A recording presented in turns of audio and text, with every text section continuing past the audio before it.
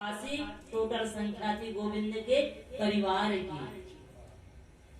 अब आप कल्पना कीजिए कि हमारे परिवार में एक दो लोगों को संभाल नहीं पाते, लेकिन गोविंद अपने इतने विशाल परिवार के साथ किस प्रकार से रहते होंगे। इतना विशाल गोविंद का परिवार था और सभी रानी गोविंद से समय समय पर रूठती भी रहती थी, लेकिन एक ऐसी रानी थी जो गोविंद से कभी नहीं रूठती थी।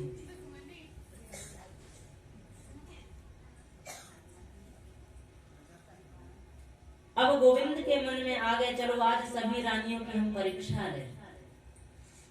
गोविंद सबसे पहले पधारे प्रथम कमरे में, जो कमरा था श्री रुक्मणी जी का। अब वहां जाकर के गोविंद कहने लग गए, अरे देवी रुक्मणी जी, आपने हमसे विवाह क्यों किया? क्योंकि तुम्हारी हमारी जोड़ी तो मिलती जुलती नहीं। कहाँ हम ग्वाला और कहाँ आप राजकुमारी।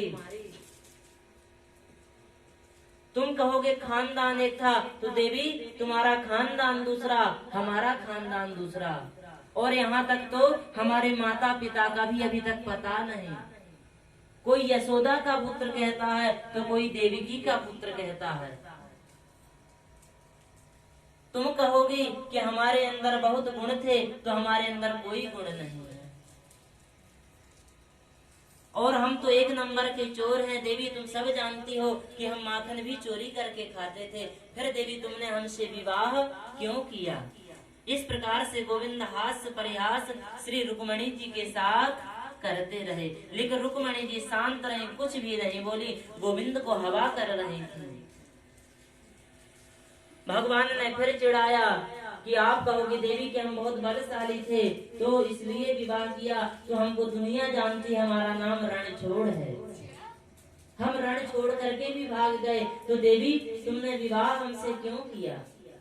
अब भगवान चाह रहे हैं कि किसी प्रकार से रुक्मणी जी को क्रोध आ जाए, क्योंकि गृहस्थ धर्म की शोभा है कि जब तक पति पत्नी में लड़ाई ना हो तो गृहस्थ धर्म आगे ही नहीं बढ़ता है।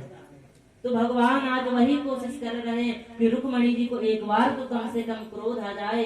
क्रोध में लगती किस प्रकार है, और अभी भी रुक्मणी कुछ नहीं बोली, तो फिर भगवान बोले, देवी यदि तुम कहोगे कि हम घर वालों की मर्जी से शादी किए हैं, तो घर वाले तो शिशुपाल को पसंद किए थे, तो देवी तुमने विवाह